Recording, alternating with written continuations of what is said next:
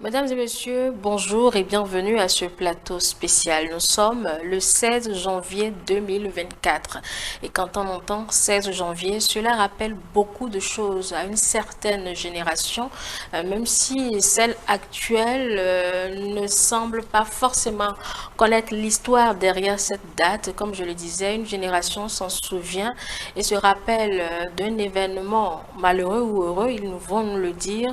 Nous parlons précisément du 16 janvier 1977. Le Bénin se rappelle de cela, surtout se rappelle de ses martyrs. Qu'est-ce que nous célébrons concrètement le 16 janvier? Doit-on justement célébrer le 16 janvier? Et pourquoi notre génération actuelle a très peu d'intérêt à cette date? Voilà, entre autres préoccupations qui ont donc inspiré ce plateau spécial avec des invités spéciaux que je m'en vais vous présenter d'ores et déjà. Je suis avec Monsieur Kodjo François Azoloubeou. Il est ancien ministre sous le régime du général Mathieu Kérékou. Bonjour Monsieur Azoloubeou. Bonjour madame. Merci d'être avec nous ce matin pour ces échanges. Je suis également avec Monsieur Pierre Tchaoutchen. Lui, on ne vous présente plus. Il est ancien membre du PRPB. Monsieur, bonjour. Bonjour madame. Vous allez parler dans votre Bonjour micro. madame. Vous allez bien aussi. Merci beaucoup. Alors, un troisième invité également, Monsieur Fréjus Émile Aguia. Frétus Émile Aguia. Il est le président du comité d'organisation des jeunes révolutionnaires du Bénin et également président du comité national de révolution des ayants droit du 16 janvier 1977. Bonjour.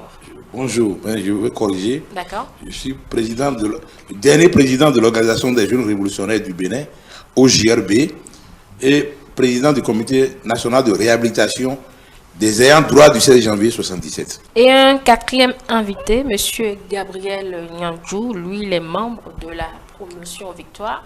Il s'agit de la troisième promotion de ce qu'on a entendu communément appeler le service militaire. Bonjour Monsieur Nyandjou. Bonjour. Vous allez bien aussi? Oui, je vais bien. D'accord. Alors, la thématique qui nous réunit pour ce plateau spécial, c'est: doit-on célébrer ou non les martyrs du 16 janvier 1977, regard patriotique ou idéologique? La première question va s'adresser à vous, Monsieur Azoloubeou. Alors, le 16 janvier 1977, pour vous, c'est quoi? Le 16 janvier 1977, c'est une des innombrables épreuves qui ont fondé notre pays et qui nous soudent, qui nous mettent ensemble. Alors, il faut, pour quelqu'un qui se croit d'une famille, donc qui a un pays, une patrie, il serait difficile que des événements marquants, surtout les plus douloureux, il serait dommage qu'il l'oublie, qu'il ne s'en souvienne pas du tout. Celui-là n'est plus membre de la communauté. Cela me rappelle que lorsque vous avez choisi une voie et que d'autres veulent vous empêcher d'avancer dans cette direction, eh bien, ou bien vous entendez avec eux, ce qui est une trahison, ou bien vous vous organisez pour vous opposer à eux. Et dans cette opposition, des frères, des parents, des amis tombent. Et il serait difficile de les oublier et d'oublier ce jour-là. La même question pour vous, Monsieur Nyandjou. Cela vous rappelle quoi? Vous étiez encore au service militaire, si je peux le dire Non, comme nous ça. n'étions pas encore au service militaire, nous étions en formation militaire. Ce qu'on appelait avant l'école des cadres de l'armée de terre à Vida. Au camp militaire, à la garnison de Vida. Donc nous venions juste de boucler les 2 premiers mois de notre formation qui devait durer 3 mois lorsque l'agression est survenue. Donc nous n'étions, c'est vrai, pas encore des militaires, nous n'étions d'ailleurs pas des militaires de carrière, nous étions ce qu'on appelle des assujettis. Mais comme tous les citoyens béninois, et encore plus, étant donné notre statut militaire, nous avions le devoir de nous mobiliser pour défendre la patrie en danger. Au-delà de toute considération idéologique et qu'on soit, parce que évidemment parmi les 400, 500, 600 et quelques personnes qui étaient là, tout le monde n'était pas forcément d'accord avec le régime en place. Il y avait même des opposants. Mais tout le monde, absolument, y compris les malades, y compris les gens qui étaient alités, s'est levé. Parce qu'au-delà de l'idéologie marxiste à l'époque, c'était la patrie qui était en danger. C'était ça. Bien entendu, nous savions aussi que quand ils auraient fini éventuellement avec Cotonou, la place forte la plus importante c'était Ouida. Donc nous nous serions trouvés face au feu des ennemis. Absolument. Donc tout ça, ça nous revient à l'esprit lorsque nous pensons aux 16 janvier. Et ceux qui sont tombés ce jour-là. Est-ce qu'il y a eu des camarades à vous qui se sont retrouvés dans le lot, des personnes Non, personne n'est mort parmi nous, mais des gens qui étaient en mission à Cotonou à l'époque, parce qu'il y a des gens du ministère des Finances qui devaient assurer le budget, c'était la fin d'année. Ils se sont trouvés face à l'ennemi, certains même ont fait le coup de feu, avant qu'on ne les retire du front. D'accord. Bon, après, ce qui s'est passé, c'est que 2 jours après, on nous a répartis face, disons, à la zone de danger. C'est-à-dire, certains ont été sur le pont sur la Sazoué, vers la frontière, en allant vers Grand Popo. Certains ont été envoyés à Bopa, sur le lac, certains à Ouida, certains à Sé, certains à Diabadji. Il s'agissait de mettre des postes de surveillance pour empêcher éventuellement les mercenaires de repartir ou d'autres d'arriver en renfort. Nous ne savions pas encore à l'époque qu'ils étaient déjà tous partis le 16 janvier. Ok, d'accord. Alors, monsieur Adia, vous, la même date, vous rappelle quoi? Bon, merci beaucoup, madame la journaliste. La même date me rappelle l'agression barbare du 16 janvier 1977. Nous étions déjà organisation du MAS. L'OGRB était déjà une organisation de masse du Parti de la Révolution populaire du Bénin. Donc, on s'est mobilisé et ensuite, nous avons créé un comité. On a pris l'initiative de créer un comité de réhabilitation des martyrs des ayants droit du 16 janvier. Comme vous le constatez, c'était des compatriotes qui sont allés à l'extérieur comploter contre leur pays à cause des contradictions internes, et il y a eu les mercenaires qui ont débarqué. Heureusement qu'ils se sont repliés et il y avait d'autres qui sont morts. Nous, en tant qu'organisation révolutionnaire du Bénin, nous avons pris l'initiative de créer ce comité et d'impliquer toutes les autorités. J'ai monsieur le camarade Azoro Béou, il est membre de notre comité de réhabilitation, le colonel Azoïro, maître Dossou Robert. Ceux-là, nous devons les féliciter parce qu'ils nous ont suivis dans ce cheminement-là, où nous avons, tous les 16 janvier, à partir de 2002, nous allons faire le dépôt des gemmes. Mais nous avons des obligations, nous avons eu beaucoup de choses que nous avons réclamées au cours de ces dernières années, telles que la réhabilitation de la place du 16 janvier 1977. Ça, avec le gouvernement de la rupture, cela a été possible. Mais la place débaptisée a été place de souvenir. Et nous répétons encore, il faut redébaptiser cette place-là pour être place des martyrs. Des souvenirs de quoi? Souvenir de la honte ou souvenir de la traîtrise? Donc cette place-là, moi je voudrais quand même, au nom de l'OGRB, qu'on ne fasse pas le maquillage.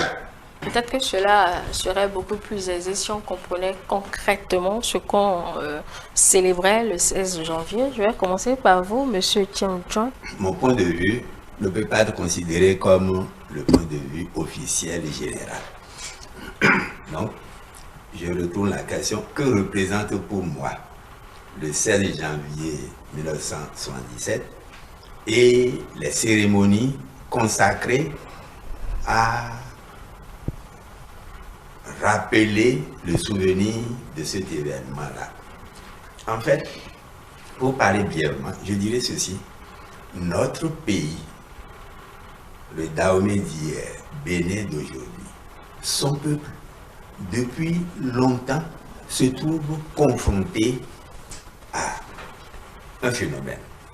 Sa volonté d'affirmer sa souveraineté sur son territoire qui l'amène à être confronté aux forces extérieures qui veulent instaurer et faire perdurer leur domination sur lui.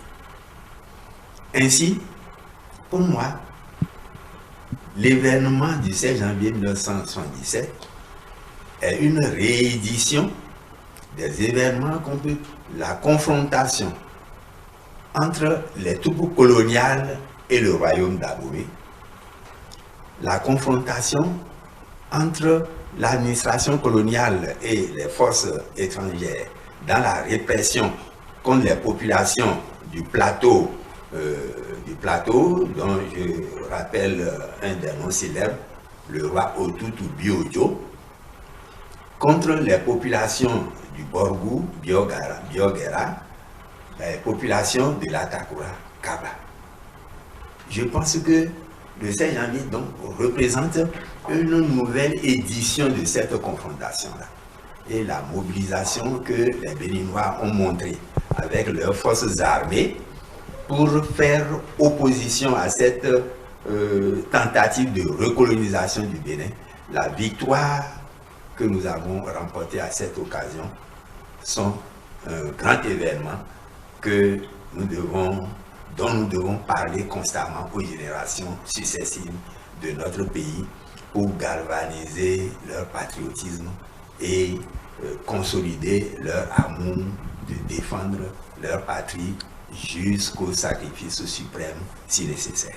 Donc c'est la victoire sur les agresseurs que nous nous rappelons, Absolument. dont nous nous rappelons. Aussi, mais aussi, nous ne devons pas oublier que cette victoire a été possible grâce à la mobilisation du peuple, à l'acceptation du sacrifice par certains des fils de notre pays. D'accord. Qui sont les martyrs. C'était spontané chez vous tous? Vous étiez c'était spontané? Oui, c'est spontané. Le patriotisme ne faisait pas problème pour nous autres. J'étais à l'époque en poste de responsabilité, mais bien avant, étudiant, déjà nous mettions en cause la domination étrangère. Et tout ce qui peut repousser cela, c'est notre devoir. Et si vous pensez que moi j'avais 20 ans quand ils ont assassiné Lumumba, ce que cela m'a fait, et ce dont je me souviens, que les mêmes genres de personnes viennent reconquérir mon pays, alors que Béhanzin, qui n'avait pas grand-chose comme arme, mais qui avait le courage de celui qui peut défendre son pays, eh bien, ce qu'ils ont fait, et ce dont il a parlé tout à l'heure, eh bien, il serait vraiment criminel, je crois que je veux dire, si tu n'es pas, excuse-moi le terme, bévon, c'est-à-dire tu n'as pas de pays, tu n'as pas de famille, tu n'as rien. C'est à ce moment-là que tu peux t'opposer à ce que d'autres viennent prendre ton pays. Et t'opposer, tu ne ferais aucun geste si on vient prendre ton pays et tu n'es que là observateur. C'est une agression, donc eux ils viennent avec des armes peut-être sophistiquées. Oui, même si c'est sophistiqué, totalement... c'est pas le premier jour que nous allons vaincre. D'autres ont commencé maintenant, ça et là, dans notre sous-région, que ce soit le Niger, le Burkina Faso ou encore le Mali, eh bien, on ne sait pas combien de temps ça durera. Mais le problème fondamental, ne pas laisser prendre son pays. Parce qu'ils ne viennent pas le prendre pour le regarder, ce n'est pas le tourisme qu'on cultivera. Non, c'est pour pomper, exploiter, siphonner les richesses et te rendre toujours pauvre. Si tu acceptes ça, tu n'es pas fils du pays. D'accord. Alors, c'est une victoire dans un temps précis, Monsieur Yandjou. Est-ce que ça a un intérêt particulier à perpétuer cela? Bon, excusez la question, hein, mais bon, de ma position, je dois la poser. Je crois, bon, je vais faire deux observations. Quand vous prenez la liste des personnes qui sont tombées ce jour-là, il y a des fonds, des Yoruba, des Dendi, enfin, des gens d'un peu partout. Partout du pays. Je crois qu'au moins 5 départements sur 6 sont représentés dans ce sacrifice. Et tous n'étaient pas des révolutionnaires. Peut-être que certains même n'étaient pas du tout contents du processus révolutionnaire. Ils n'ont pas défendu la révolution, ils ont défendu leur patrie, leur pays. Ils n'ont pas voulu que leur pays retombe sous la coupe de on ne sait trop qui. C'est ça. Et ce sacrifice de cette personne-là, c'est le fondement symbolique d'une unité nationale. Au-delà de toute considération idéologique, politique, tout ça là, ethnique. C'est ça. Toto Paulin, Bamboche, Abiodun, Alassane Kassim, le premier tombé. Nous étions à Ouida lorsque la nouvelle est arrivée. Kassim est mort. Il était de la garnison de Ouida. Et d'autres. Et des douaniers. Pourquoi Toto Paulin était douanier? Et des militaires, un civil au moins, comme l'an Sylvain, qui par hasard était mon voisin de quartier. Je l'ai connu, papa Comlan. Il a pris son âme, il dit, je vais défendre mon pays. Il n'est plus revenu. Deuxièmement, si on ne commémore pas, comment va-t-on garder présent dans la mémoire des gens que ces personnes sont mortes pour que le pays demeure libre? Et que lorsque le pays est agressé, ce qu'il faut faire, c'est se lever et le défendre. Les Français, les Américains, ils commémorent toujours que le président était bon ou pas, que le roi était bon ou pas, peu leur importe. Il a réalisé des hauts faits dans la vie du pays. On érige des statues, on érige des événements, des monuments pour que les rois ou des citoyens, et on commémore le récit de leurs hauts faits. Et si nous ne faisons pas ça aujourd'hui, la mémoire va se perdre. Mais l'Afrique est un pays de mémoire. Mais la mémoire est orale chez nous, la transmission de la mémoire est orale chez nous. Et la colonisation, en amenant l'école, a créé une rupture dans la transmission de ce patrimoine-là. C'est grave. Mais si, heureusement, il y a un monument qui, lui, à moins qu'on ne l'enlève de là, va toujours rappeler ce qui s'est passé. Oui, c'est ça. Alors, si les jeunes passent, c'est quoi ce monsieur, cette dame, et puis c'est le 16 janvier, il y a eu tel événement, telle chose s'est passée. C'est ça. On doit continuer à célébrer cette date. Mais bien sûr, que ça ne s'éteigne jamais. Les Français célèbrent Jeanne d'Arc depuis des centaines d'années. Est-ce que vous avez jamais entendu parler que Charlemagne a disparu des livres d'histoire? Clovis? Non? Pourquoi nous ne rappellerons pas? On peut ne pas être d'accord sur la signification. On peut ne pas être d'accord sur le régime qui était là, son idéologie. Peu importe. Mais c'est la nation béninoise, notre pays. Et la preuve qu'on avait raison, c'est que le même Bob Denard est retourné encore après au Comores pour massacrer le président. Et transformer le pays en un royaume dirigé par M. Bob Denard. Et c'est ça que nous aurions voulu pour notre pays. C'est tout le problème est là. Il faut rappeler ça. D'accord. Oui. Alors, vous avez évoqué qu'il s'agit du patriotisme que vous avez noté. D'ailleurs, vous avez donné l'exemple de civil qui s'est offert, donc, a offert pratiquement sa vie pour sa nation. Voici ma prochaine question. Est-ce que vous sentez... Il n'y a pas que lui, évidemment. Il y a d'autres... Il y a un jeune monsieur que je connais. Monsieur Aguiar disait qu'il y a au moins 2 civils. Qui, lui, a eu un doigt arraché par par une balle. Je le connais personnellement. Les journalistes de l'ORTB sont allés en reportage, leur voiture a été mitraillée. Ils ont gardé la voiture pendant longtemps avec l'impact de balles. Pas de l'ORTB, pardon, de la nation. C'était Ouzo à l'époque. D'accord. Oui, la 504 portant le trou, ils l'ont gardé pendant des années. Ils auraient pu mourir ce jour-là. Bien évidemment. Alors, ma prochaine question, c'était de savoir, est-ce que vous sentez que cette génération s'intéresse à cela? Est-ce que c'est par manque de patriotisme? La jeunesse d'aujourd'hui est sans boussole. Et pas de formation. Nous autres, déjà, mouvement révolutionnaire universitaire, mouvement scolaire, en 3e, 4e déjà, nous recevons des formations de la révolution. Aujourd'hui, même la quarantaine, les jeunes ne veulent plus s'informer même. Ils n'ont plus de boussole. ils sont omnibulés par le gain facile, effrénés. C'est ce que vous constatez avec moi. Les gars, ils m'ont alors que c'est des camarades qui me connaissaient, ils ont vu que bon, vraiment, il fallait, à notre temps, là, en période révolutionnaire, c'est difficile pour nous, qui respectons la ligne.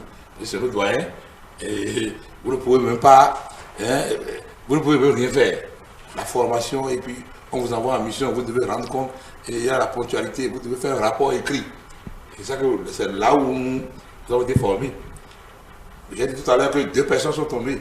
À part comment c'est même, c'est la photo. Il y a un camarade Abiodou, lui il est non de ma maison, moi je suis vers le hall des arts, lui il est vers Kete. Il était à la Sonata, moi j'étais à la direction des affaires juridiques à la Sonatrac, et lui il était occasionnel. Et comme à la radio, Kenwari disait, en fond,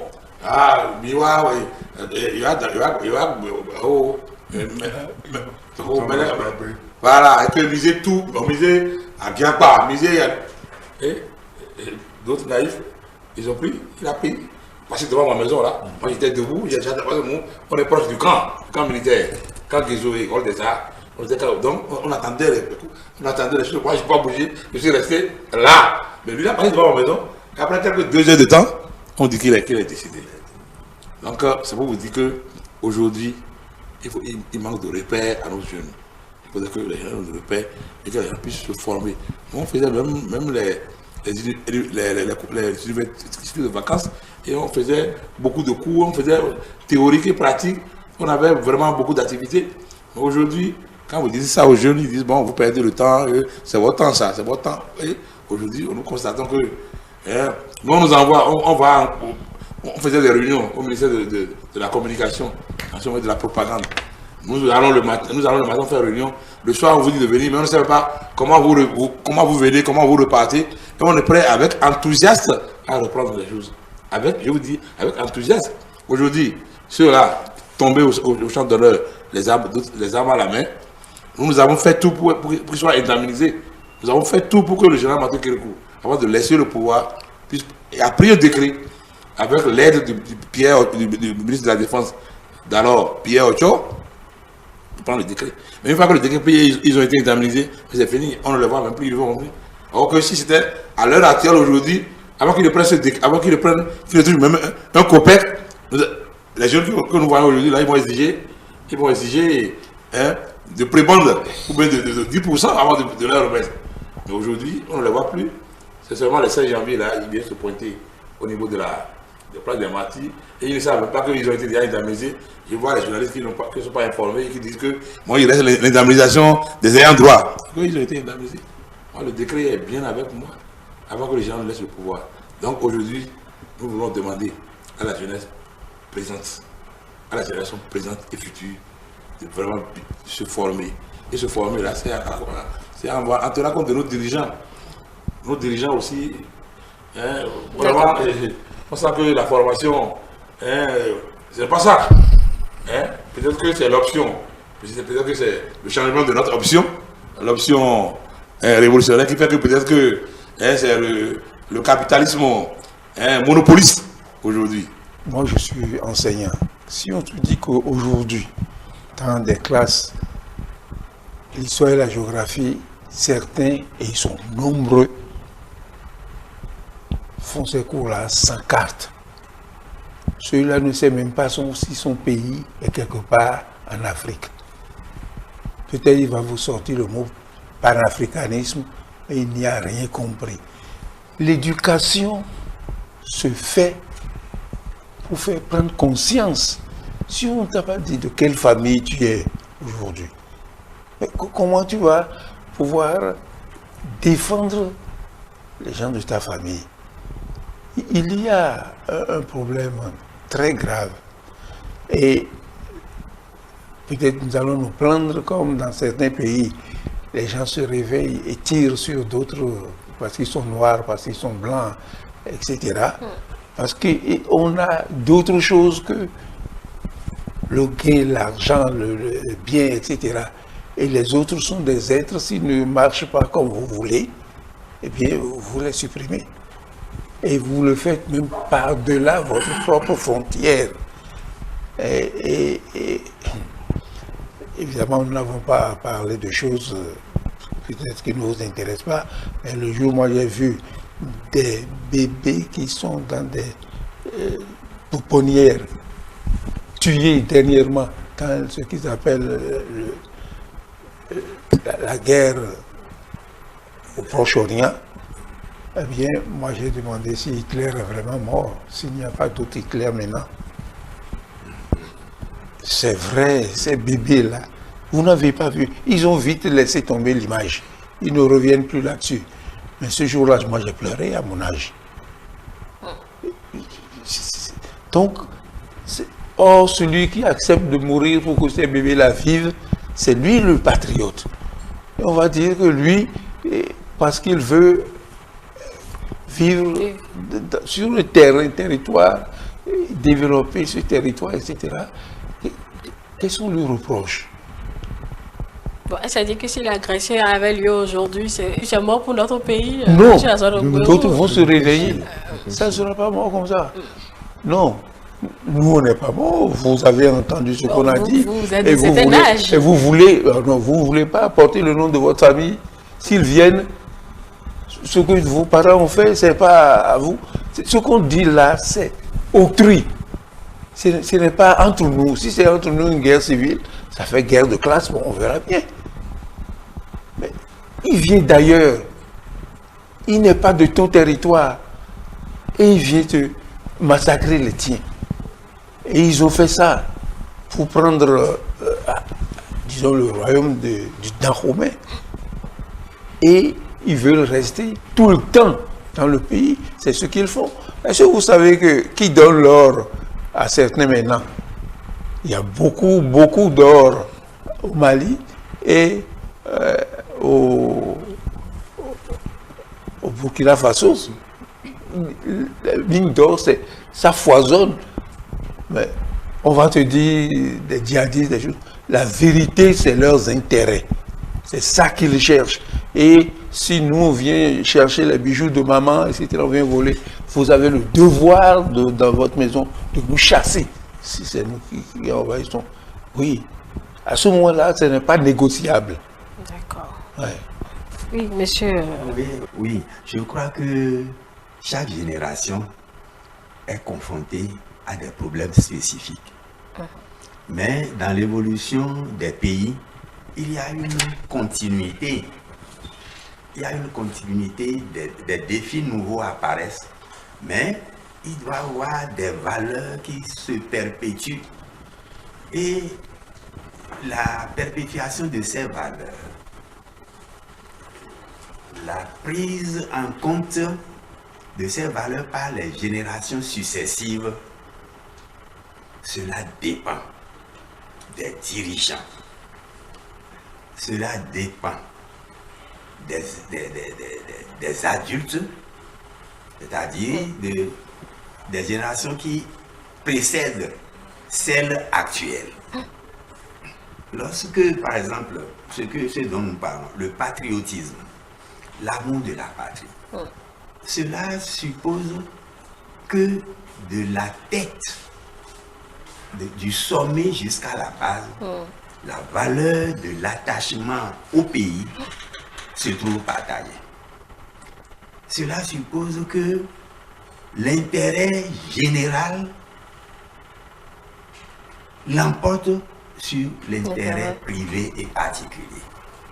C'est lorsqu'on se met dans ces orientations-là qu'on comprend que la direction du pays n'est pas l'affaire d'une minorité, mais de l'ensemble du peuple qui doit être organisé autour d'objectifs précis, largement partagés, connus des uns et des autres, où chacun se retrouve.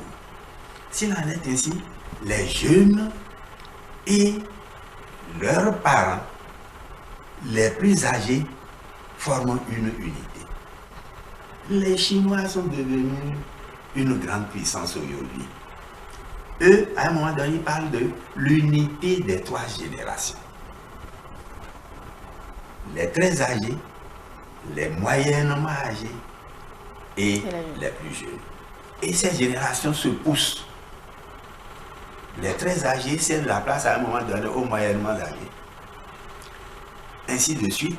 Donc il y a une continuité dans la lutte pour atteindre les mêmes objectifs qui signifient sauvegarder l'indépendance du pays, le faire progresser dans le sens de l'intérêt général. Si on ne se met pas dans ces choses-là, bon, mais les mœurs qu'on développe corrompent la jeunesse. On ne peut pas reprocher à la jeunesse, à un moment donné, de n'être intéressé par des intérêts personnels et même de céder aux gains faciles et de sombrer dans la toxicomanie et dans la cybercriminalité. Il y a, je crois que il n'y a pas de mauvais élèves, il n'y a que de mauvais enseignants. Donc justement, cela me permet de... Vous en êtes plus ou moins fautif si cela n'intéresse pas vraiment... Nous avons notre responsabilité en tant que génération de la Révolution. La question se pose pour nous, est-ce que nous pouvons nous estimer fatigués au point de tourner le dos à la situation du pays et à son devenir? Cette question-là, ça se pose. Sommes-nous suffisamment fatigués pour dire rien ne m'intéresse plus? Mais nous, on n'a plus la direction du pays. On ne décide plus des orientations fondamentales. Cependant, nous avons nos responsabilités, mais le problème concerne tout le pays et notamment ses dirigeants. C'est les dirigeants qui donnent la ligne. C'est eux qui donnent les moyens de la mobilisation. Le caractère que doit prendre l'école, le rôle que doit jouer dans l'école la formation patriotique, le développement de la conscience nationale. C'est les dirigeants qui tracent la ligne. Ce n'est pas les enseignants à la retraite comme nous autres. Donc c'est une responsabilité. Moi je ne condamne pas les jeunes. Ils sont à l'image de la situation actuelle du pays et bon, de la fatigue de ceux qui à un moment donné ont été des combattants. Oui, monsieur Yang, je voulais prendre la parole. Oui. Comme je l'ai laissé entendre, je suis enseignant. Et depuis que j'ai commencé à enseigner, je pratique un exercice qu'on appelle l'exposé. Et l'exposé se fonde sur des thèmes. Bien sûr. Pour que je laisse les apprenants eux-mêmes choisir, parce que je veux les amener à eux-mêmes se prendre en charge. Mais ils sont extrêmement durs envers eux-mêmes. Ceux qui disent d'eux-mêmes, c'est effrayant. Je me dis, mais non. Là, même moi, adulte, je ne pense pas que vous soyez comme vous le dites là. Ils sont très sévères dans le jugement qu'ils émettent sur eux-mêmes. C'est récurrent, je vous dis, au fil des années. Sur 20-30 années, les jeunes sont ceci, les jeunes sont cela. Non. Vous n'êtes pas si mauvais, vous n'êtes pas si pourri que ça. Donc, ce n'est pas des générations qui ont opté pour la facilité, pour le laisser aller, non. Mais nous, adultes,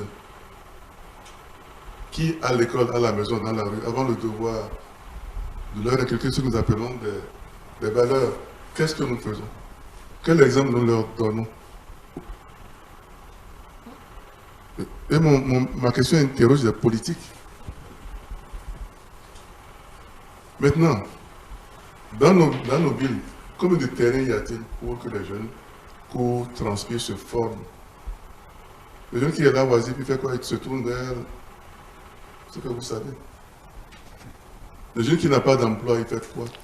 Son père est au chômage. Sa mère se débrouille comme elle peut. Le parent qui n'a pas un peu de moyens, quelle autorité il peut avoir? Mais c'est comme ça en Europe aussi. Sur la jeune génération. Quoi qu'il en soit, c'est l'exemple de la rue qui va l'emporter. Le père n'aura pas d'autorité sur son enfant. Gaiman, Il ne réussit pas à l'école parce que papa n'a pas de quoi lui payer la scolarité. Il n'a pas d'emploi. Et on lui offre une voie en or pour se faire de l'argent. C'est l'aide sociale qui détermine la conscience sociale, disent certains. Je demandais si, tout à l'heure si cette agression était reprise aujourd'hui. Est-ce que le résultat sera le même en matière de victoire? Mais on n'en sait rien. Mais ce qu'il y a, c'est qu'il y avait une idéologie. Il y avait un parti, il y avait une idéologie qui mobilisait. Et à la radio, il n'y a pas de télévision encore. Si c'est dit aujourd'hui, est-ce que les gens vont se sentir concernés? Je n'en sais rien. Oui, c'est justement l'intérêt de ce plateau. Oui, mais ça, il faut demander aux intéressés, les jeunes eux-mêmes, il faudrait qu'on demande. Avant qu'on ne constitue ce plateau, par exemple, on a consulté certes de certains âges, mais le sujet n'intéresse pas, en fait. Ça n'intéresse pas, c'est juste une date comme tant d'autres, comme le 26 octobre, et puis on passe à autre chose. Il faut qu'ils s'habillent, il faut qu'ils survivent. Je ne sais même pas, il faut qu'ils survivent. C'est ça leur préoccupation de l'instant. Ils ont raison. Parce que s'ils ne survivent pas, si les jeunes ne sont pas là, nous, la vieille génération qui va prendre, finalement c'est pour nous qui se battent aussi, peut-être de la mauvaise façon, mais c'est ça. Mais qu'est-ce que leur pays leur offre? Les choses, comme l'a dit le soutien, les choses varient au fil du temps. Mais ce n'était pas cela. Aujourd'hui, on a l'impression que des gens s'en mettent plein les poches inutilement, construisent des maisons alors qu'on n'habite que dans une seule chambre, un tas de voitures alors qu'un vélo suffirait. Dans ce temps, des gens font 30 km pour aller au boulot, 1h30, beaucoup d'argent, reviennent complètement usés. Vous voulez qu'ils pensent à quoi? Parce que demain, ils auront les moyens de refaire ce même circuit-là. Pour quels moyens? Pour quel revenu? Vous avez sorti le bon mot. Survivre, ça prend le dessus sur le patriotisme. C'est-à-dire, vous posez le problème de la succession des générations, les valeurs à inculquer aux générations montantes, n'est-ce pas? Et, vous voyez, on est obligé de prendre les Chinois, la Chine. En 1949, ils n'étaient pas un pays développé. Ils ont été aussi victimes de la colonisation, de l'imposition de la guerre de l'opium pendant la révolution industrielle en Europe. Parce qu'eux, ils avaient besoin des capitaux pour se développer en pays capitaliste. Ils jugeaient nécessaire de faire cultiver par les Chinois et faire consommer par les Chinois de l'opium pour accumuler du capital. Ils ont connu les mêmes difficultés que nous autres Noirs africains. Mais, au cours d'un voyage en Chine, je me suis fait traduire leur hymne en français. Permettez que je vous dise les mots de ce titre. C'est pour nous qui refusons l'esclavage. Nous, millions d'hommes, d'un seul cœur battant, de nos chairs et de nos sangs, formons une autre muraille. Chinoise, Chinois, debout. Ils sont restés sur cette invitation à se lever. C'est ça qui les galvanise jusqu'aujourd'hui, d'étape en étape. Ils vont très loin. Ils investissent aujourd'hui en France et dans les autres pays capitalistes. Les Africains sont capables d'autant de prouesses. Il s'agit que les hommes qui nous dirigent décident de faire de nos pays et de notre continent un monde qui compte sur l'échiquier international actuel. Que la recherche de l'intérêt personnel ne l'emporte pas sur la lutte pour la satisfaction des intérêts généraux des pays et de l'Afrique. Tout le problème se trouve là. Lorsque cela manque, mais chaque individu est abandonné à lui-même et est obligé de se livrer à la lutte pour la survie. Et la lutte pour la survie est une lutte désordonnée de chacun pour soi. Tout le problème est là. Mon aîné a tout dit. C'est un problème d'idéologie et je suis très content parce qu'il a sorti des mots où je suis nostalgique. C'est un problème de direction, comme il a dit. Ceux qui nous dirigent, c'est l'égoïsme. Ils ne sont pas prêts à inventer l'avenir. Il faut inventer l'avenir et partager les ressources. Partager. Nous, on est sortis d'une génération de socialistes. Donc, c'est ainsi. Donc, il faudrait que notre idéologie soit bien précise. Nous sommes dans quelle idéologie aujourd'hui?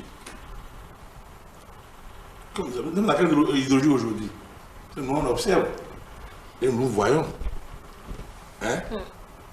On pressure, on fait tout. Mais est-ce que le résultat est partagé?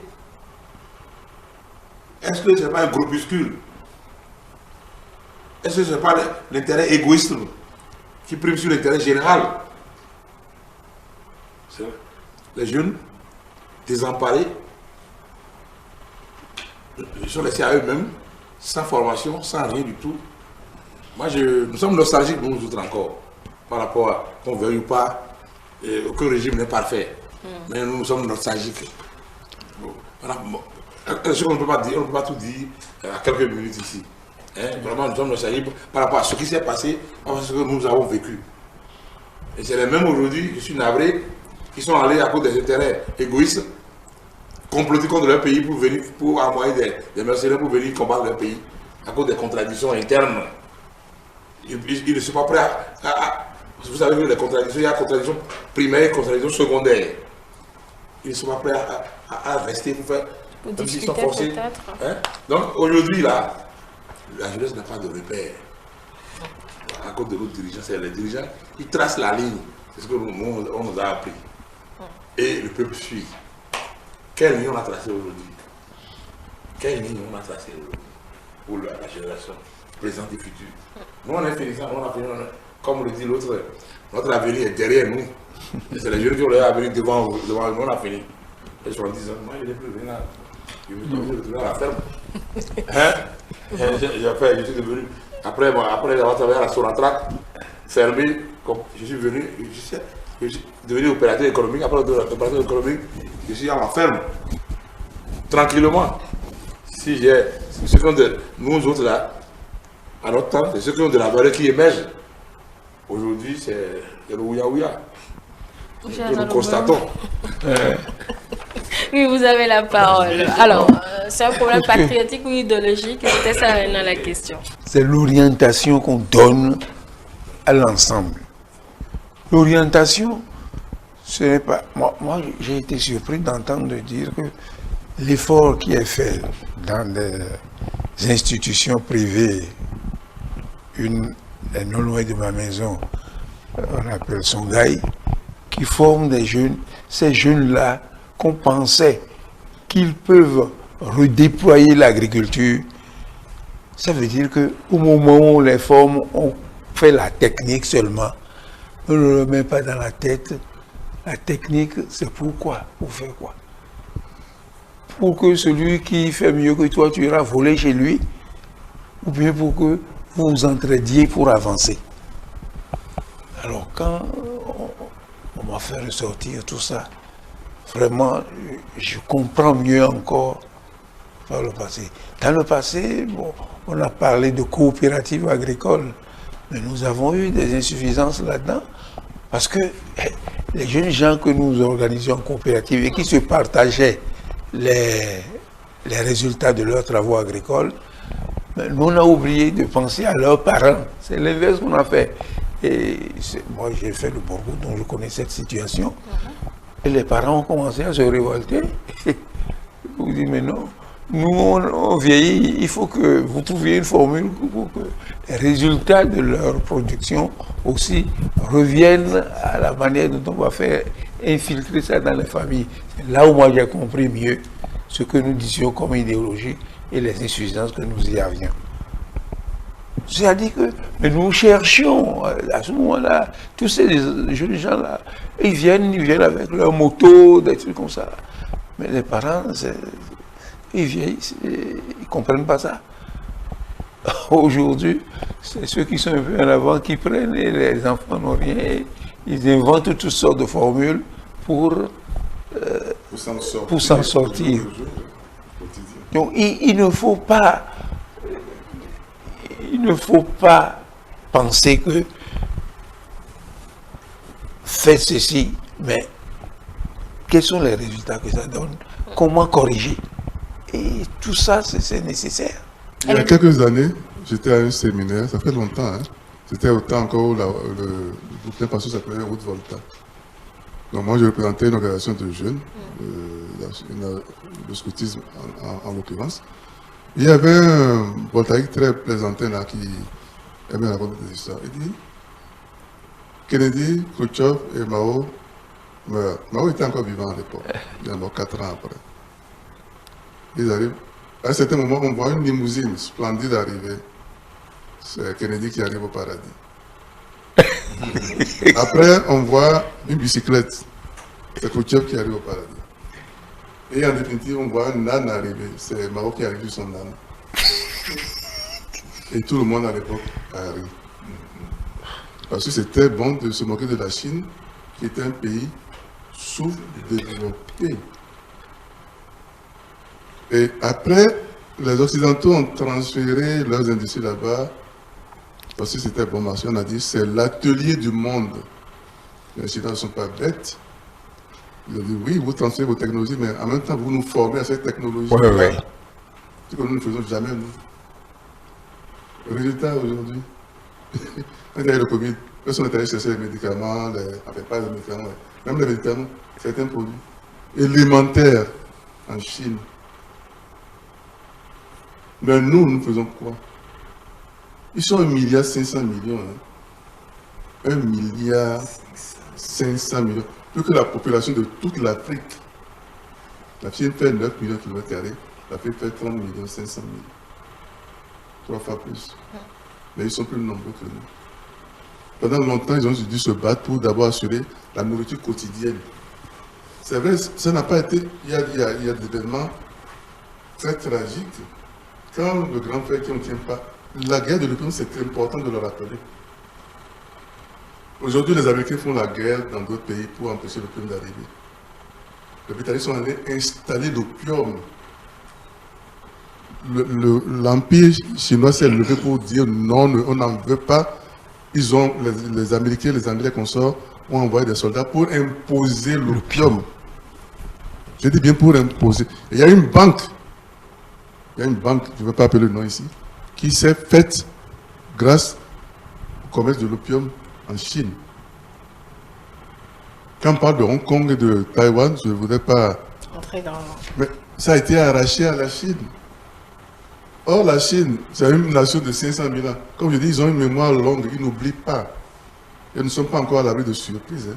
Ils n'oublient pas. C'est nous qui sommes des conscients, on oublie très vite, et puis un peu d'argent, on rigole. Non. Donc vous allez également sur la ligne idéologique, M. Yandjou. Oublions même la ligne idéologique. Ce qui est commun à tous les pays, c'est le patriotisme. Oui. Quand il n'y a plus ça, c'est fini. C'est fini. D'accord. Ton pays. Donc, je dis, les gens qui sont morts de ces hommes, ils n'étaient pas marxistes, ils n'étaient pas communistes. Certains même étaient... Ils étaient des citoyens lambda, en fait. Notre promotion, le citoyen, notre promotion, la troisième promotion, nous étions... Mais nous savons entre nous que tout le monde ne partageait pas. Nous étions des étudiants, frondeurs, turbulents, anti-régime pour la plupart. Mais quand il y a eu l'agression, tout le monde, même ce qu'on appelle les éclopés dans l'armée, les malades sur la ligne, se sont levés, je vous dis. Peut-être que si je me trompe, des gens vont me contredire. Le 21 janvier prochain, parce que tous les dimanches après le 16 janvier, nous nous réunissons pour ce qu'on appelle les retrouvailles. Mais tout le monde n'était pas pro-régime, ni pro-option, mais c'était le pays. C'était le pays. Vous ne pouvez pas imaginer ce que c'est. Nous avons manipulé des armes, nous savons que ça tuait. Que les gens avaient des armes plus sophistiquées que les nôtres. Nous avons des masses 36. Mais c'était ça. Voyez-vous, ce n'est pas l'idéologie. c'est le patriotisme. Et il est temps que nous commencions à comprendre que le pays passe avant tout. Ceux qui pensent que le pays, ce n'est rien, on s'enrichit, on s'en va, ça les rattrapera un jour. Oui, je voulais ajouter un peu à mon doyen ce qu'il n'a pas pu préciser.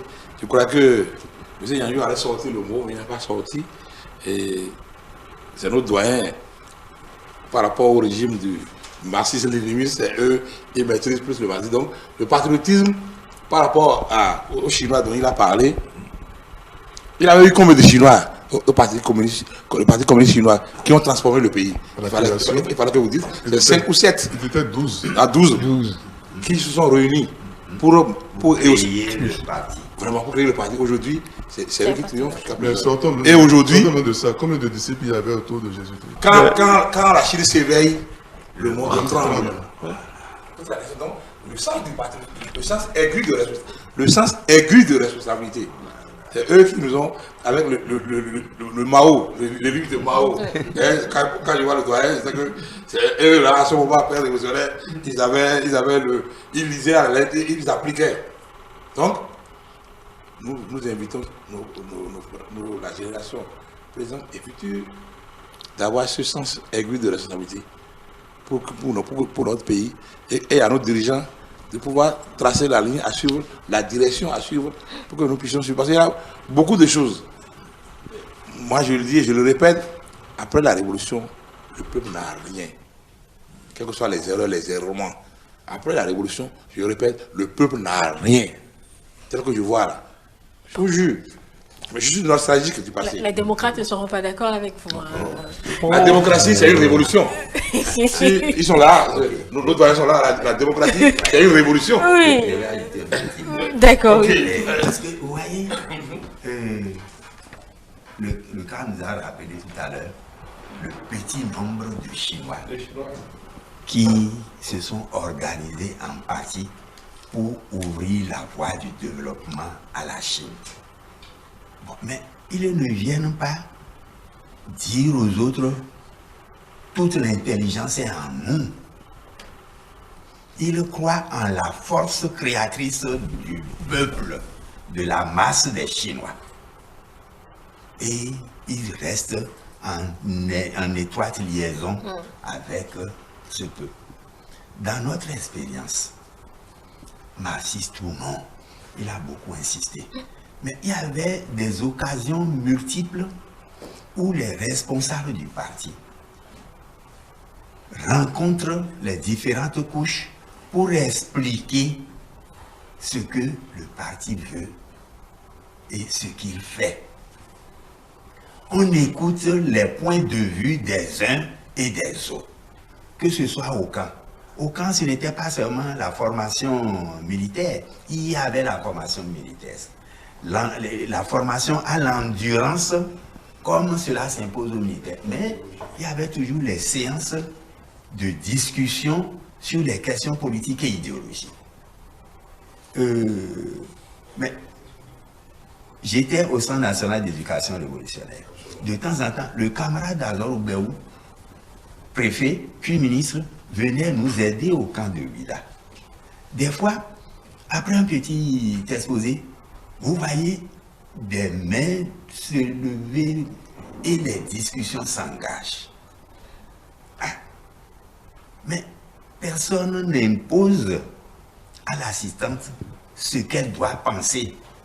Après ce que vous avez expliqué, chacun dit son point de vue, formule des critiques. Vous essayez d'éclairer, en tout cas d'apporter des réponses sur ce que vous avez dit. Vous prenez en compte ce que les autres ont dit.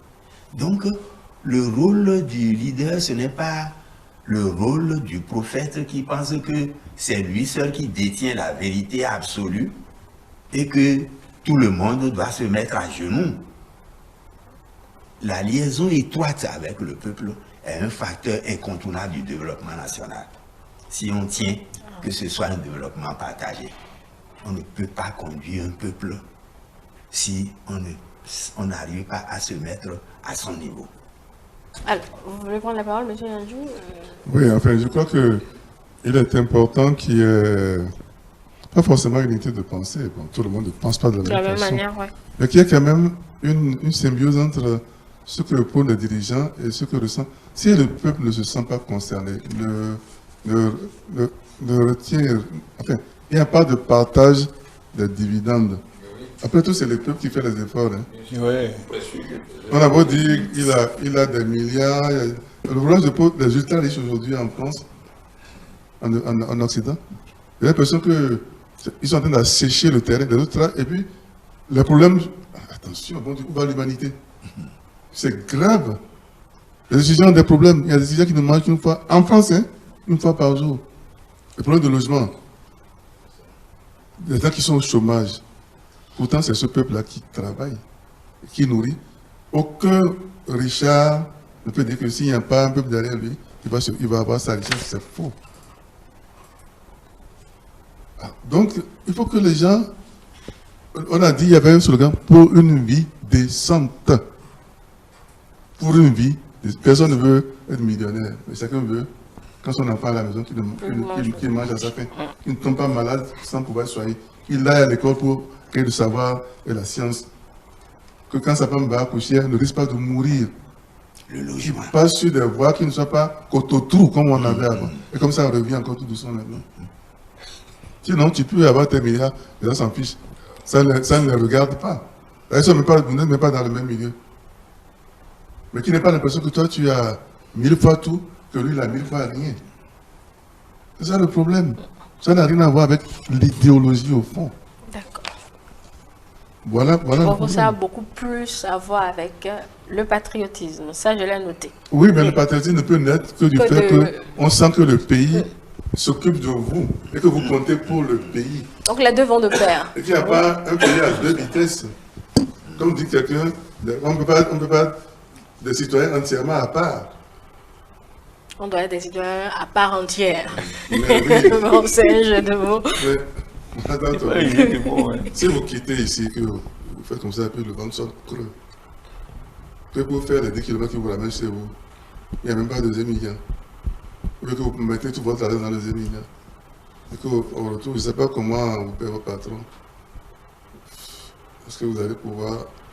Vous préférez peut-être passer un pas aux choses. Parce que vous n'avez pas envie de faire gaille. Ceux qui ont envie de faire gaille vont faire gaille. C'est ça le problème. D'accord. Alors, on a posé un problème de fond quand même. Hein. On a posé un problème de fond. Ben, est-ce qu'à cette allure actuelle, avec l'état des lieux, tout ce que nous... toute cette histoire que nous rappelons aujourd'hui ne va pas disparaître quand votre génération peut-être, excusez, je touche déjà du bois, va s'éteindre. On va commencer par vous, monsieur Akia. Je crois que, tel que vous l'avez dit là, la jeunesse ne se sent pas concernée. Et tant que ça va se passer comme ça. 16 janvier, on n'en parlerait plus. On n'en parlera plus. C'est clair. Bon. Parce que je vous apprends, parce que je n'ai pas pu aller jusqu'au bout. Pourtant, vous avez la parole. Hein, oui. Pour aller jusqu'au bout. Je vais jusqu'au bout parce que aujourd'hui, si depuis quelques moments, les militaires même, jusqu'en 2002, ne venaient pas faire le dépôt de chèvres, c'est après notre initiative de créer un comité de réhabilitation des endroits du 16 janvier que timidement, ils ont commencé. Sinon, la journée, ils restent au camp. Journée au camp, ils restent là-bas, ils mangent, c'est terminé. C'est nous qui avons commencé. Au moins, ils se rappellent de l'heure. Ils se rappellent de l'heure. Oui, mais ils se rappellent de l'heure, il faut quand même une action quand même visible. Nous avons écrit, c'est là, je vais vous donner les copies, au chef d'état-major même qui nous avait refusé de faire le dépôt de chèvres. Nous avons écrit au ministre de l'Intérieur d'alors, à la Big Bégan, qui avait refusé. Il a refusé, son décès aussi a refusé, l'année qui suivait. Tout est gay, on a tout ça là. Si on s'approche, on aura des déconvenus. Vous voulez quoi? C'est ça qui fait que il y a le regain d'intérêt pour la jeunesse. Si la jeunesse n'est pas, la jeunesse doit être mobilisée sur la base de ses intérêts. Nous, on nous a appris ça, et nos aînés nous ont appris. Si la jeunesse n'a pas d'intérêt, vous ne pouvez pas le mobiliser. Vous ne pouvez pas le mobiliser. Donc aujourd'hui, il faudrait qu'on fasse des actions d'éclat pour que la jeunesse puisse savoir. Ah, aujourd'hui par exemple, qu'on puisse quand même avoir, comme vous, et même la radio nationale dit interview. Vous avez pu quand même organiser une émission Il dit interview. Ils ont parlé d'interview. Nous avons lancé une pétition qui est là et que nous devons lire. Si c'est une interview, je préfère alors lire la pétition est partie. Alors qu'il faut, comme on s'est assis là, au moins, nous n'attendons d'avoir parlé. C'est celui qui écoute, c'est en tirer profit. Aujourd'hui, s'il n'y a pas des actions d'éclat, des actions pour mobiliser la jeunesse, parce que la jeunesse, comme nous l'avons dit, c'est le fer de lance. La jeunesse, c'est le fer de lance. Et si vous ne comptez pas avec cette jeunesse-là, demain, nous ne savons pas ce qui va se passer. Parce que la jeunesse se trouve déconcertée, ils n'ont pas de boulot, ils n'ont rien, on ne fait rien pour eux, parce qu'ils ne se sentent pas concernés par ce qui se passe. Il y a des gens même qui n'écoutent même pas, les jeunes, ils n'écoutent même pas la télé, ils n'écoutent rien du tout, parce qu'ils ne sont pas concernés. Donc il faudrait que ceux qui nous dirigent là, doivent pouvoir penser à ça, mobiliser la jeunesse autour de leurs intérêts. Autour de leurs intérêts. Je ne veux pas éditer les intérêts ici parce que nous avons fait un régime socialiste. Et le socialisme ne veut pas dire du misérabilisme. Vous êtes allé au bout maintenant? Vous êtes allé au bout maintenant? Je suis allé au bout. D'accord, c'est le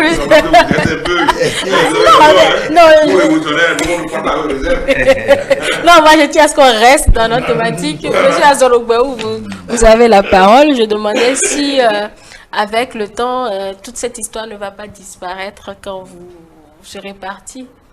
J'espère que l'espèce humaine ne disparaîtra pas. Puisque les gens trouveront d'autres formes pour s'organiser et lutter. Ça, c'est indéniable. Alors, d'autres formes, ça signifie quoi? Bon, quand on a lancé les coopératives dans les établissements scolaires, lui, quand ça a chauffé dans la production où c'est le patron qui paye, il est parti s'installer tout seul et il s'en sort jusqu'à 68 ans, presque. Alors, donc, il faut trouver ces formules-là. Sinon, les gens, ils vont voir les statues danser, ils vont voir les arts danser, mais les autres viennent voir les arts. Parce qu'ils sont rassasiés. Donc, nous, on sera les singes qui s'amusent et viennent voir. Il faut faire attention. Il faut faire attention. D'accord. Si c'était les champs de production où certains sont organisés, etc., vous pouvez être sûr que à la fin, nombreux seront ceux qui vont se redresser. Bon. Il est vrai qu'on essaye de faire la production, enfin l'artisanat. Il faudrait qu'il y ait une organisation qui donne la conscience aux gens pour que le patron ne se transforme en exploiteur. Oui. Sinon, l'artisan qu'on veut former devient le gaiman très vite. Parce qu'il regarde, il ne comprend pas ce qui se passe et les choses changent comme ça pour chez certains. Alors, donc, si on n'infuse pas la pensée positive dans la tête de ceux qu'on organise même, eh bien, on va rater. On va rater. Alors, sinon, ils vont transformer. Bon, maintenant, c'est en anglais, le Vodun Dei. D'accord. Bon. Qu'est-ce qu'ils vont en faire, les enfants? On va commencer à les observer. Et il faut voir ceux qui sont en tête, comment ils jonglent pour que le Vodun Dei rapporte. À certains, ils ne rapportent rien à d'autres. Ceux qui infusent ça, ils ne voient que l'aspect tourisme. Même si c'est tourisme. Comment l'enfant, il profite de ça? On l'éduque pour ça. Ce n'est que la première édition, peut-être qu'on va... Non. On va faire... Il n'y a pas que ça, il y a d'autres domaines déjà. Évidemment. On ne s'occupe même plus de ces questions. On ne peut même pas tout citer ici aussi. On ne pourra pas tout citer. Non. Donc, la question, il faut une pensée positive toujours derrière quelque chose qui fait que plus de gens profitent de l'affaire. Le profit ne signifie pas que ceux qui amassent. D'accord. Monsieur Tiantia, vous avez la parole. Bon, alors, vous avez exprimé l'inquiétude est-ce que avec nous, tout cela ne va pas disparaître? Bon, non. Aucun peuple ne se perd éternellement. Il peut y avoir des moments de difficulté, des avancées et des reculs, des moments de stagnation et des moments de rebond. C'est la logique de l'histoire des peuples. Certains disent, en me regardant, voilà des gens d'une espèce en voie de disparition. Une espèce en voie de disparition. Et parfois je me dis, mais est-ce qu'il a raison? De qui il parle? Mais je vois que, bon, en réalité, il se trouve que nous aussi, on ne prend pas suffisamment d'initiatives. J'ai compris que, bon, ils ont provisoirement raison. Mais nous, notre corps physique n'incarne pas tout l'avenir de notre pays. Même si il nous arrive à nous, notre génération, de disparaître, il y aura de nouvelles générations qui, en faisant le point de l'histoire de notre pays, trouvera les bouts de corde encore solides auxquels ils vont tisser la nouvelle corde. Je n'ai pas sur notre pays, son avenir, un point de vue pessimiste. Bien sûr, si la jeunesse est laissée à elle-même sans boussole, l'éveil, les nouveaux moments d'éveil ne sont pas automatiquement positifs. Il arrive que le désespoir pousse à des actions destructives. Et l'intelligence des dirigeants devait consister à faire en sorte, il faut, comment dire, prévenir, faire en sorte que l'évolution reste positive à l'essentiel, en proposant toujours des voies qui permettent d'aller de l'avant et de progresser avec esprit d'économie. Mais si on évolue dans l'idée que il n'y a que soi qui compte, le peuple ne supporte pas ça tout le temps. À un moment, il dit oui, ils sont bas. Et c'est ça qu'il faut éviter. D'accord. Alors, je retiens que de vous tous qu'il est impératif qu'on célèbre cette date, qu'on célèbre les martyrs du 16 janvier 1977. Et si l'histoire va être retenue, il faudrait qu'on rallume la fibre patriotique à travers évidemment les idéologies ou l'idéologie à développer depuis le sommet peut-être de l'État. Nous sommes en train de conclure. Je vais vous laisser la parole à vous, M. Yandjo. Oui, je voudrais saisir l'occasion pour présenter cet ouvrage-là. Ça s'appelle « Oui à l'appel de la patrie ». Et vous avez là une image de la place des martyrs. Nous, on appelle ça place des martyrs. Oui, la place des martyrs. C'est la troisième promotion qui a pris l'initiative de réaliser cet ouvrage-là. Pour laisser la mémoire de ce qu'a été pour elle le service civique, patriotique, idéologique et militaire et l'agression du 16 janvier. Nous l'avons fait en consultant nos anciens parce que nous voulions savoir les raisons qui les ont conduits à créer ce service civique-là. Donc, M. Adolgo, M. Tienquien, M. Degla et je ne sais pas qui encore, nous sommes une petite délégation de cette troisième promotion, celle qui était au camp lorsque l'agression a eu lieu, pour avoir des informations chez eux. Bien entendu, dans la promotion, nous ne sommes pas tous partisans de l'idéologie marxiste-léniniste, bien au contraire. Mais il fallait que pour l'histoire, nous laissions ce témoignage-là. C'est ce que nous avons fait. Malheureusement, nous n'avons pas eu suffisamment de moyens pour éditer largement. Si les gens veulent nous aider un jour, on pourra le faire. D'accord. Voilà.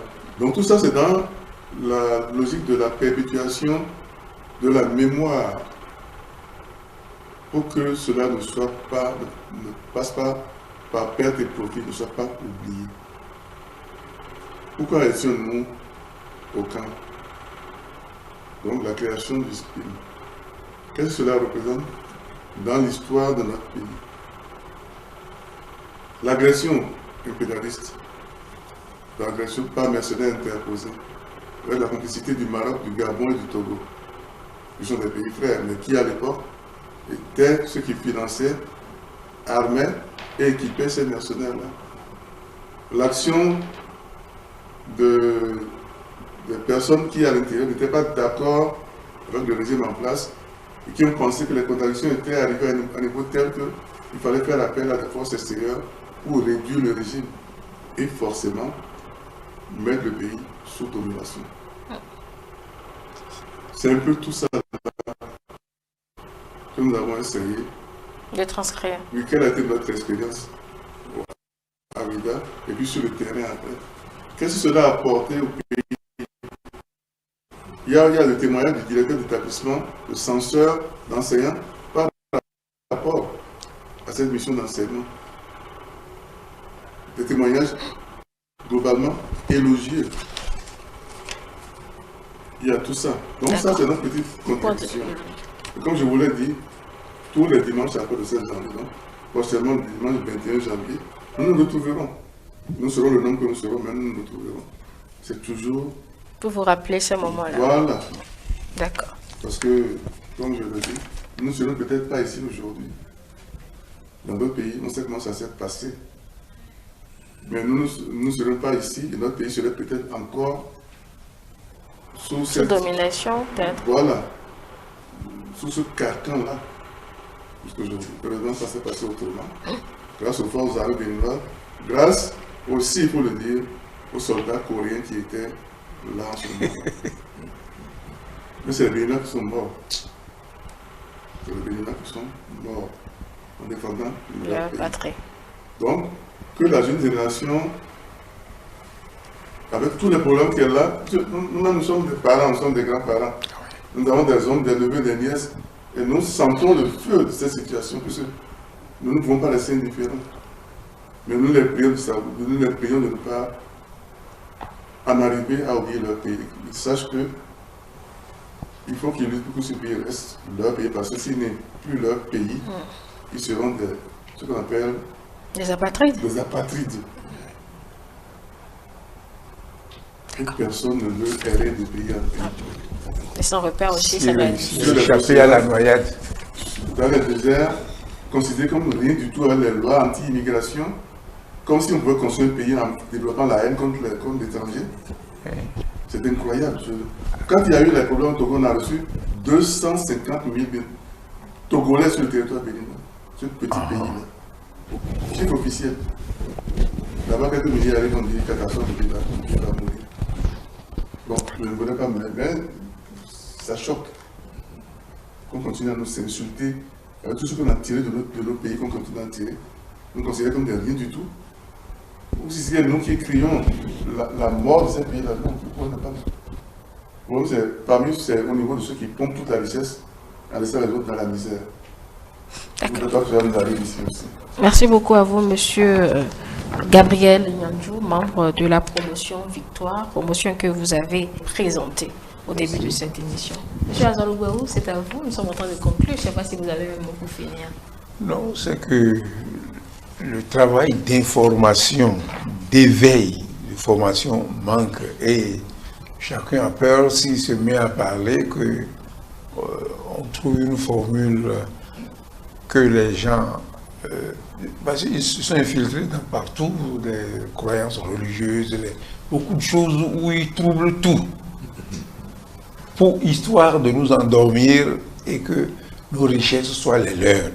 Parce que pourquoi on ne dit pas que celui qui vient et qu'on appelle djihadiste, en fait il travaille pour quelqu'un qui vient ramasser l'or, qui vient chercher le manganèse, avec tous ces produits qui sont utiles, l'uranium, tout ça. Pourquoi on ne le dit pas? Là, ils se cachent, ils ne veulent pas qu'on sache que c'est eux qui manipulent des gens qui vont faire assassiner. Ça ne leur dit rien à eux. Rien. Que des gens meurent. Il n'y a qu'à regarder dans leur pays où on met le genou sur le cou de quelqu'un et on ne trouve pas de loi pour interdire ces choses-là définitivement. C'est terrible. C'est terrible, on n'a pas de leçons à recevoir de ces gens-là. D'accord. Merci beaucoup à vous. Trouvons nos propres leçons positives pour notre peuple. C'est ça le problème. Monsieur Aguia, c'est à vous. Oui. Merci beaucoup pour le sens du patriotisme. Il faut déjà que les gouvernants commencent dans les écoles les cours de morale ou bien les cours de patriotisme. Bon, cela sera fait, c'est pensé à travers les classes éducatives. Ça pourra aider les gens. Non. C'est un projet tout de même. Ça commence cette année-ci, 2024, je pense. Président, ça a déjà commencé. Ils ont peur de sortir ça parce qu'immédiatement les patrons qui envoient les djihadistes. Non, je parle des classes socio-éducatives, oui. Ouais, en qualité. Si c'est dans les écoles, vous verrez tout de suite. Il y a un livre qui a disparu, le livre de Avrancourt. Comment ça s'appelle? Finaillon. Finaillon. Ils l'ont ramassé, il fait disparaître. Parce que mais c'est vrai. Vous avez un exemplaire, vous me trouvez? Bon, si on cherche, peut-être on va trouver. Le scolaire dans l'éducation de l'unité nationale, c'est très important. C'est tellement important. Quelqu'un m'a même fait remarquer, pardon monsieur Aguilar, que même les chansons, regardez les chansons que nous avons gardées bizarrement, les chansons coloniales que nous avons conservées 60 ans après, exaltent le pays colonisateur et l'unité nationale. Et nous, qu'est-ce que nous faisons? Quelle chanson y a-t-il, au-delà de toute idéologie, qui célèbre le Bénin, l'unité des Béninois, le combat des Béninois pour construire ce pays ensemble? L'hymne national est... C'est tout. Et après l'hymne national. Bien éduqué pour... Oui, mais qu'on ne voit même pas dans les classes, je vous l'ai déjà dit tout à l'heure. Ça s'enseigne. Faites venir à titre d'essai, de façon aléatoire, 10 jeunes Béninois, même adultes, dites-leur de chanter l'hymne national, vous allez voir. À commencer par moi-même qui vous parle. Monsieur Aguilar, une minute. Vous ne voulez pas conclure, hein? Non, c'est-à-dire, vous voyez, c'est terrible. Les chansons, les séances de formation, tout ça là, ça éduque, ça forme le patriotisme. Je n'étais pas encore au lycée Béhanzin. Je suis arrivé au lycée Béhanzin en seconde en 1964, à la rentrée de 1964.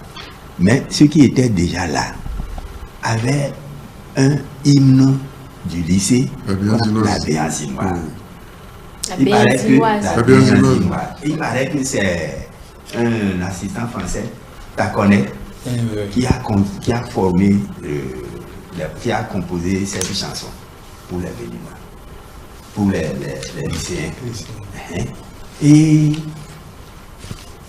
ce que j'en ai retenu, vous permettez. Il dit, l'hymne dit Béhanzin,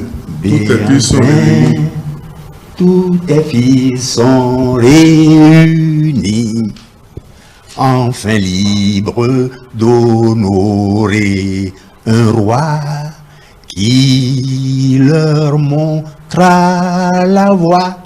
Lycéen, que ce nom qui est inscrit, que ce nom qui est inscrit au fronton de notre beau lycée, fasse notre unité. Tout est dit. Quand même.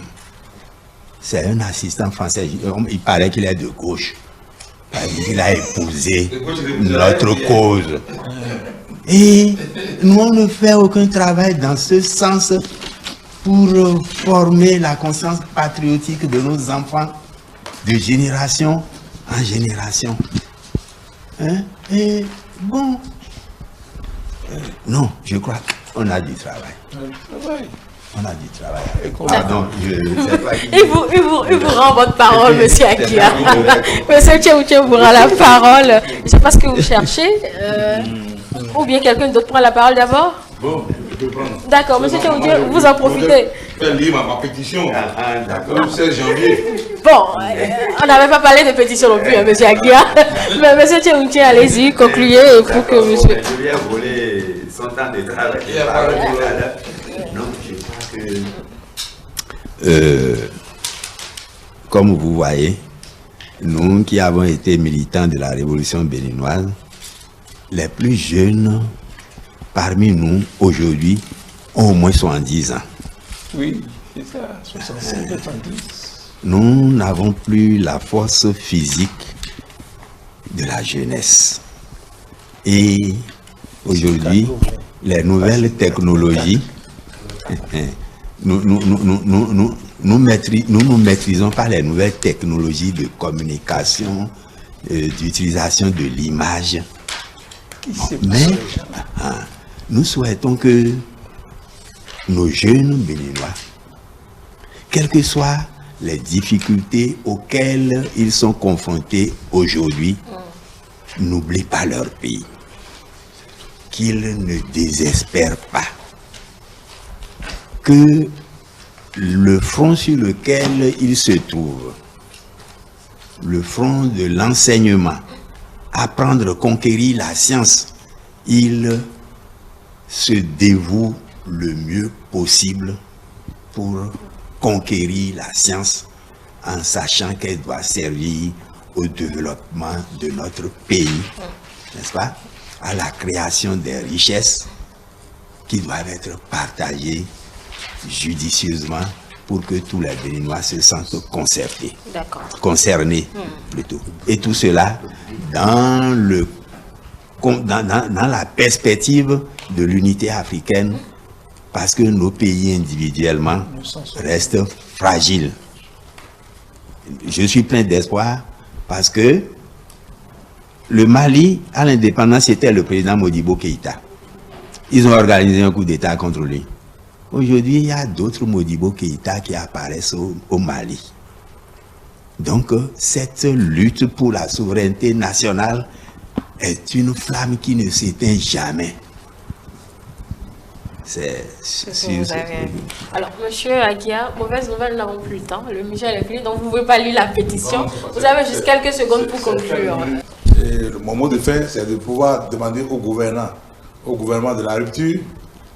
Et je salue d'abord les œuvres du gouvernement par rapport à la réhabilitation de la place des martyrs.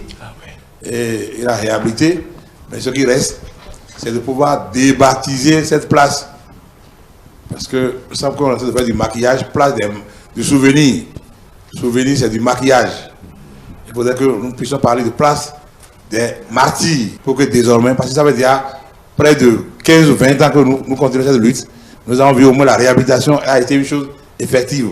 Il reste maintenant la débaptisation de la place de souvenir. Souvenir pour les matières. Souvenir de quoi? Souvenir de la honte. Okay. Souvenir de quoi? Souvenir de la traîtrise. Pour le système politique, il y a des pour, il y a des contre. Il faut regretter que les choses se soient terminées de cette façon-là. Mais les stigmatisés, ils ont des enfants, ils ont des familles. Il ne faut pas traîner ce poids-là. Ils ne sont responsables de rien du tout. Je crois que le Bénin est un pays de conciliation profondément. Bon, maintenant, concernant la place, je voudrais faire la requête que la place soit éclairée. La nuit n'est pas illuminée. C'est comme si elle n'existe pas. Parce que dans leur tête, ça n'existe pas. C'est comme si elle n'existe pas. Que quand même, au moins 2 projecteurs pour éclairer la statue. D'accord, merci à vous tous. Merci de nous avoir suivis, mesdames et messieurs, et belle journée à vous tous en compagnie du reste de notre programme.